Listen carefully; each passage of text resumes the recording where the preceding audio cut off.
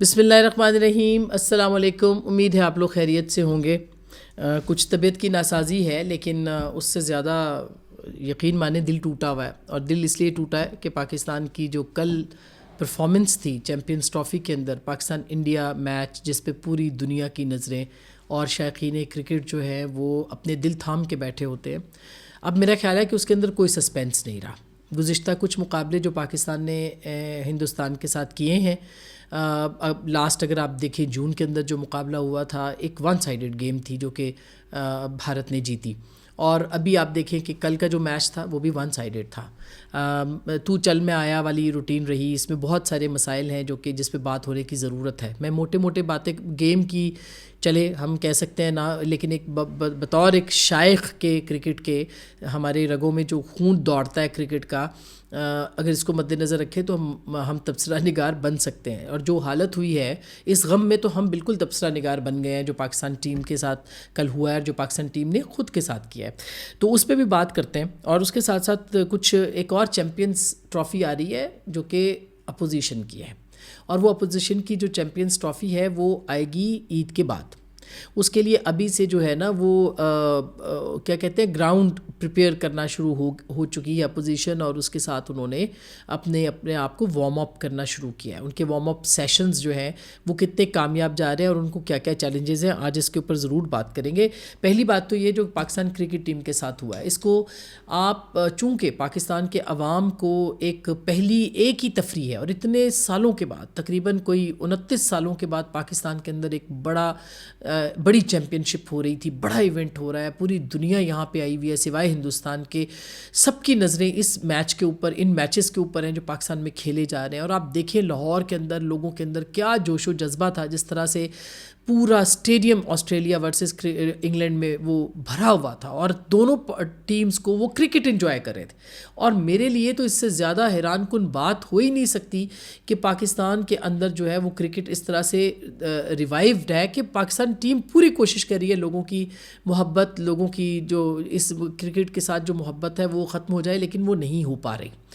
یہ پاکستان کو جوڑتی ہے یہ کرکٹ. خدا کا واسطہ ہے جو بھی ارباب اختیار ہیں، اس کے پی سی بی کے چیئرمین ہیں یا جو بھی ہیں، وہ سوچیں کہ یہ کرکٹ پاکستان کے لیے کتنی امپورٹنٹ ہے. جو بلوچستان میں بیٹھا ہے وہ بھی دعا کرتا ہے پاکستان کی کرکٹ ٹیم کے لیے، جو خیبر پختونخوا میں ہے وہ بھی بیٹھ کے دعا کرتا ہے، جو گلگت میں ہے، جو کشمیر میں ہے، سب کے سب، ایون مقبوضہ کشمیر کے اندر بھی پاکستان کرکٹ ٹیم کے لیے لوگ جو ہیں وہ دعا کرتے ہیں. یہ کھیل ہماری یونٹی ہے، ہمارا اتحاد ہے.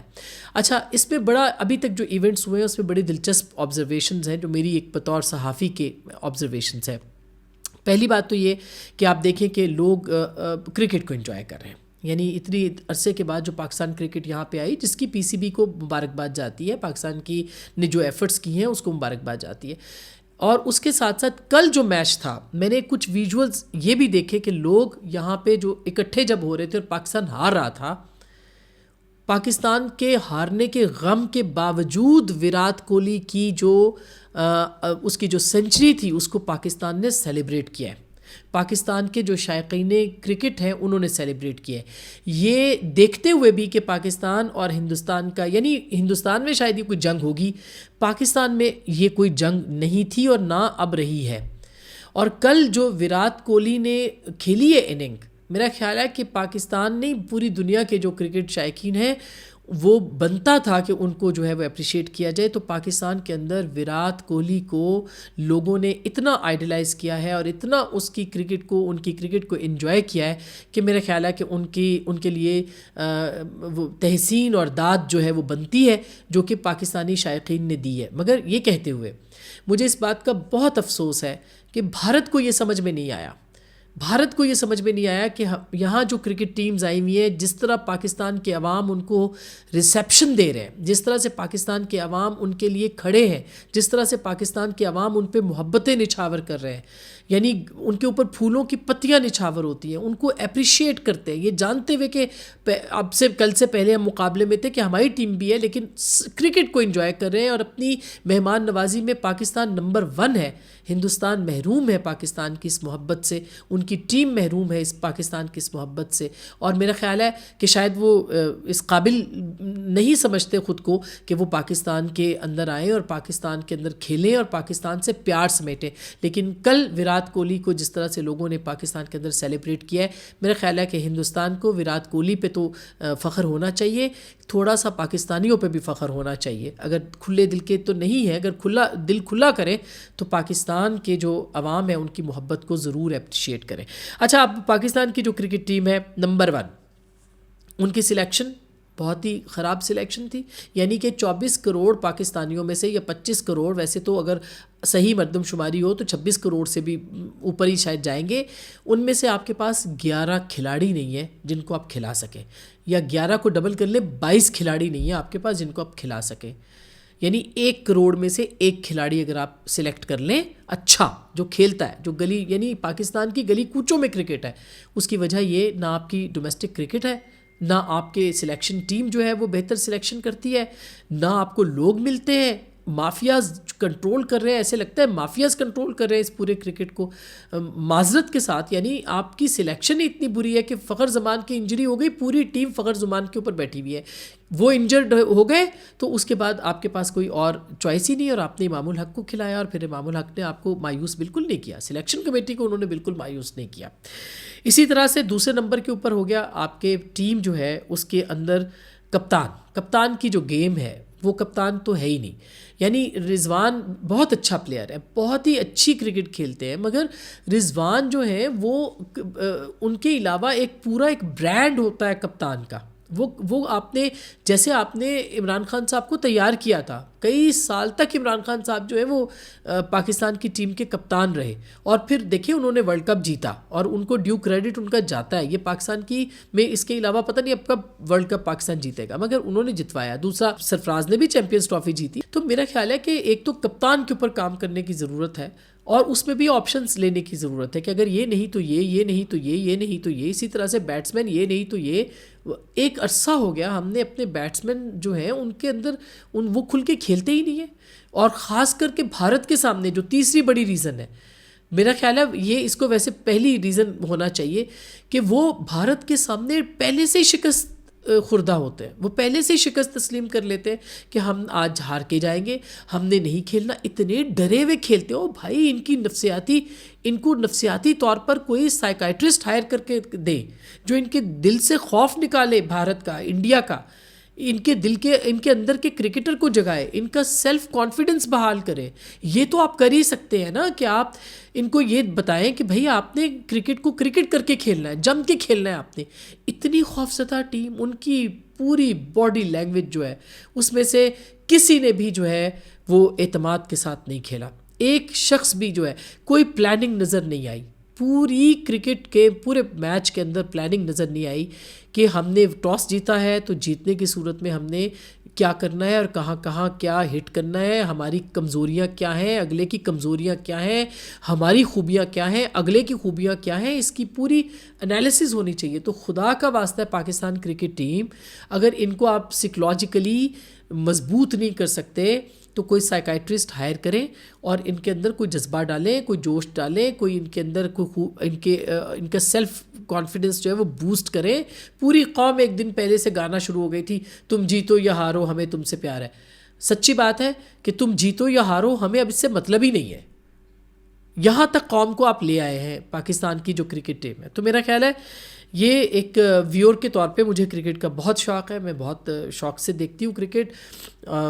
جس طرح کی ڈس اپوائنٹمنٹ کل میں نے دیکھی ہے، میرا خیال ہے اس پہ بات کرنا بنتی تھی. تو امید ہے آپ ضرور اس پہ سوچیں گے. اس کے ساتھ ساتھ آتے اب چیمپئنز ٹرافی کے بعد جو بڑی ڈیولپمنٹ آ رہی ہے، یعنی عید کے بعد کی، وہ اب پاکستان کی گرینڈ اپوزیشن ہے اور انہوں نے بھی ایک T20 کا آغاز کر دیا ہے. اس کا نتیجہ کیا نکلے گا، یعنی یہ کب ان کے ہاتھ آئے گا کہ نہیں آئے گا، اس کا فیصلہ انہوں نے اب ہوگا عید کے بعد. لیکن جو تیاری کی ہے اس کے اوپر ضرور بات بنتی ہے. پہلی بات تو یہ کہ ایک لارجر ایجنڈے کے ساتھ پاکستان کی جو اپوزیشن ہے وہ باہر نکل رہی ہیں. جتنی بھی ہے دیکھیں تو ساری جماعتیں اس کے اندر اس میں یعنی کل آپ نے دیکھا جی ڈی اے بھی اس کے اندر اس نے بھی اپنی پارٹیسپیشن کی اور وہ نظر آ رہا ہے کہ وہ بھی اس کے اندر اپنی شمولیت دیں گے. اس کے اندر محمود خان اچکزئی صاحب بھی ہیں, پی کے میپ, اس میں اختر مینگل صاحب بھی ہیں, اس میں اب عمران خان صاحب بار بار مارنگ بلوچ صاحبہ کو بھی کہہ رہے ہیں. تو دیکھتے ہیں کہ وہ آتی ہیں کہ نہیں آتی ہیں. لیکن یہ سب جماعتیں اور پھر اس کے ساتھ ساتھ پاکستان تحریک انصاف, یہ سب جماعتیں اپنی جگہ پہ ہیں اور یہ کرنا چاہتی ہیں. تو چیلنجز ان کو بھی بہت سے درپیش ہیں. ان کا بھی وہی حال نہ ہو جو کہ پاکستان کی کرکٹ ٹیم کا اس وقت ہو رہا ہے. مگر جو سب سے بڑا چیلنج ہے وہ اتحاد ہے اور ایک ایجنڈا ہے. اب ایک لارجر ایجنڈے کے اوپر کام ہو رہا ہے کہ پاکستان میں جمہوریت کی بحالی, آئین کی سربلندی, عدلیہ کے ساتھ جو معاملات ہیں, میڈیا کی آزادی, اس کے اوپر جو ہے وہ اب گرینڈ اپوزیشن جو ہے وہ کام کر رہی ہے. اس میں وہ کامیاب ہوگی کہ نہیں ہوگی. لیکن سب سے بڑا چیلنج جو ہے وہ خود گرینڈ اپوزیشن کے اندر ہے. اور وہ سب سے بڑا چیلنج یہ ہے کہ یہ گرینڈ اپوزیشن سب سے پہلے یہ فیصلہ کر لے کہ انہوں نے بات کس سے کرنی ہے. یعنی ایک تحریک جب چلے گی اور وہ گرینڈ ڈائلاگ کی بات عباس صاحب کرتے ہیں اور بالکل درست بات کرتے ہیں, جب وہ گرینڈ اپوزیشن پہلے تو یہ کہ کیا گرینڈ اپوزیشن بن پائے گی, اس کا سب سے بڑا جو دیکھنا ہے وہ مولانا فضل الرحمان صاحب ہے کہ کیا مولانا فضل الرحمان صاحب اس گرینڈ اپوزیشن کی سربراہی کریں گے. ان کو سربراہ بنایا جائے گا جیسے پی ڈی ایم کے سربراہ وہ بنائے گئے تھے. عمران خان چاہتے ہیں یا نہیں چاہتے ہیں, ان کے پاس مینڈیٹ کیا ہوگا, فیصلہ کیا ہوگا, یہ تحریک چلے گی تو عمران خان صاحب کہاں بیک آؤٹ کر جائیں گے, کہاں پہ یہ لوگ کھڑے رہیں گے. یہ سب سے بڑی پی ڈی اس وقت جو اپوزیشن گرینڈ اپوزیشن ہے, تحریک تحفظ آئین جو ہے, اس کو سب سے بڑا چیلنج یہ ہوگا کہ کیا پتہ کس لمحے جو ہے وہ یہ سب بات, یہ تحریک چل پڑے اور عمران خان صاحب جو ہے وہ پیچھے ہٹ جائیں. بہت مرتبہ وہ یہ کر چکے, تو ٹرسٹ ڈیفیسٹ وہاں پہ موجود ہے. مولانا فضل الرحمان صاحب بھی ظاہر ہے کہ ایک پورے اس کے ساتھ آتے ہیں. جب وہ پی ڈی ایم کے سربراہ بنے تھے, ان کو پورا الیکشن کے حوالے سے ان کے ساتھ طے پایا تھا کہ آپ کے ساتھ مل کے الیکشن لڑا جائے گا. خیبر پختونخوا میں کیا پی ٹی آئی ان کو فیسیلیٹیٹ کرنے کو تیار ہوگی, ان کا الائنس بنے گا تو خیبر پختونخوا میں کس کے ساتھ بنے گا, وہی ان کا اسٹرانگ ہولڈ بھی ہے. یہ بہت بڑا معاملہ ہے کہ مولانا کو آپ نے چلے سربراہ بھی بنا دیا. یہ مینڈیٹ, یہ جو سیٹ ایڈجسٹمنٹ ہے, یہ آپ کس طرح سے کریں گے. اسی طرح سے آپ کو پبلک اکاؤنٹس کمیٹی کے آپ مولانا کو دیتے ہیں, کیا آپ ہاؤس کے اندر ان کو قائد حزب اختلاف بناتے ہیں. میرا خیال ہے یہ وہ چیزیں جس کے اوپر مولانا فضل الرحمان صاحب چاہ رہے ہیں کہ ان کے ساتھ, اور ہمیشہ ہم نے دیکھا بھی ہے, ماضی میں ہم نے دیکھا پی ڈی ایم کے سربراہ تھے اور ان کے فیصلے مانے جاتے تھے, ابھی ان کے مانے جاتے ہیں کہ نہیں. مولانا کے جو تحفظات ہیں وہ یہ ہیں, اور انہوں نے ایک میٹنگ میں گزشتہ جو تھی اسد قیصر صاحب کے گھر پہ جو ہوئی, اس میں انہوں نے یہ بات کہی کہ پہلے تو میرے تحفظات جو ہیں وہ ختم کیے جائیں. اور ان میں سب سے بڑا تحفظ جو ہے ان کا علی امین گنڈاپور صاحب کے ساتھ ہے, جو کہ خیبر پختونخوا میں ان کے اپنے ضلع کے ہیں. وہ اپنے ضلع کے اندر بے بس ہو چکے ہیں, تو ان کے اپنے ضلع کے اندر ایک جو جائنٹ ہے ان کے ساتھ لڑائی ہے, اور وہ اس وقت خیبر پختونخوا کے وزیر اعلیٰ ہیں. تو کیا وہ ان کو فیسیلیٹیٹ کریں گے یا نہیں کریں گے. یہ بہت ساری چیزیں ان کی بنت ہے جو کہ ہوگی, اور اس کے اوپر جو ہے وہ بہت سارے تحفظات ہوں گے. پھر عمران خان صاحب کی رہائی, کیا عمران خان صاحب کی رہائی جو ہے وہ نمبر 1 ایجنڈا ہے یا آئین کی بحالی نمبر 1 ایجنڈا ہے, تو یہ بھی طے کرنا پڑے گا. پھر عمران خان صاحب جو ہے وہ چاہتے ہیں کہ صرف فوجی قیادت سے بات کی جائے. کیا یہ جو گروپ ہے یا یہ جو الائنس ہے, یہ فوجی قیادت سے بات کرنا چاہتا ہے یا یہ سیاسی لوگوں سے بات کرتا ہے. پھر اگر سیاسی لوگوں سے بات کرنا چاہتے ہیں تو سیاست دانوں میں ان کے پاس لے جانے کے لیے کیا ہے کہ فریش مینڈیٹ لینا ہے یا پھر اسی مینڈیٹ کی بحالی ہے. یہ دو بہت اہم نقطے ہیں, کیونکہ پی ٹی آئی کے اندر بڑی تقسیم ہے اس معاملے کے اوپر کہ ہمارے الیکشن کی بجائے مینڈیٹ کی بحالی کی جائے, مخصوص نشستیں عورتوں کی ہمیں دی جائیں, جو کہ جینون رائٹ ہے, ان کا بالکل حق بنتا ہے کہ اس کے اوپر وہ بات کریں. اچھا, یہ بہت مشکل مرحلے ہیں کہ اس کے اوپر کس طرح سے بات ہوگی. اسی طرح سے جو پاکستان کی اپوزیشن ہے, اس کے اندر خود اپوزیشن یعنی تحریک انصاف کے اندر کی اپوزیشن, یعنی تحریک انصاف میں اب اتنے دھڑے ہیں کہ وہ کون سا دھڑا کس کے اوپر ڈومیننٹ ہے, یہ بھی ایک بہت بڑا ایشو ہوگا اس گرینڈ اپوزیشن کی تکمیل تک.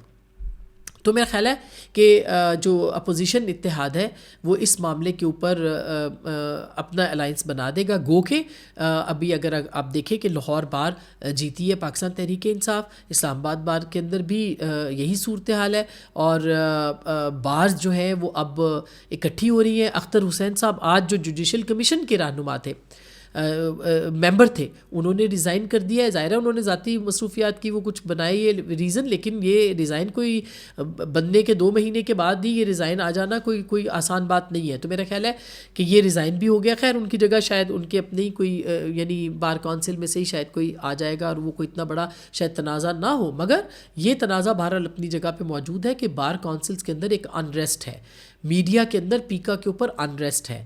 میڈیا اپنی جگہ پہ اکٹھا ہو رہا ہے, مگر میڈیا کے بھی بہت سے گروپس ہیں, تو سب اپوزیشن بھی تقسیم ہے اس وقت.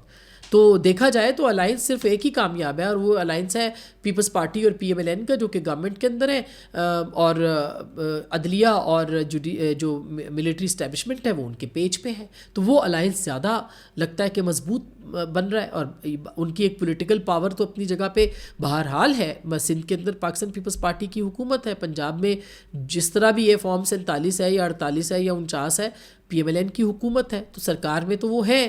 تو یہ ایک بڑا چیلنج ہوگا کہ گرینڈ اپوزیشن کس طرح سے اپنے پہلے اختلافات کو ختم کر کے آگے بڑھے, ایک لارجر ایجنڈے پہ بڑھے, اور پھر آہستہ آہستہ کس طرح سے سب کو انوالو کرنا ہے, اور اس کو کیش, یعنی ہم کہہ سکتے ہیں کہ کیش کرانا ہے, کہ میڈیا کے اندر انریسٹ, جوڈیشری کے اندر انریسٹ, اس کو کس طرح سے کیش کرانا ہے. تو یہ ایک بڑا چیلنج جو ہے وہ ہوگا, اور اس میں جو کی پلیئر ہے وہ مولانا فضل الرحمان صاحب ہے. مولانا فضل الرحمان صاحب اس وقت 12ویں کھلاڑی سیاست کے ہم کہتے تھے, جو کہ سب سے اہم کردار. میں نے ایک کالم لکھا تھا پاکستان کی سیاست کے 12ویں کھلاڑی, بھی بہت پاپولر ہوا یہ کالم بھی, اور یہ ٹرمینالوجی بھی بڑی استعمال کی گئی بعد میں. 12واں کھلاڑی جو کہ کیپٹن کی جگہ پہ کام کرتا ہے, تو اس وقت وہ 12ویں کھلاڑی ہیں, مگر وہ کیپٹن سے زیادہ امپورٹنٹ ہے. تو دیکھتے ہیں کہ مولانا فضل الرحمان صاحب کپتان بنیں گے یا نہیں بنیں گے, تو ساری نظریں ان کے اوپر ہے.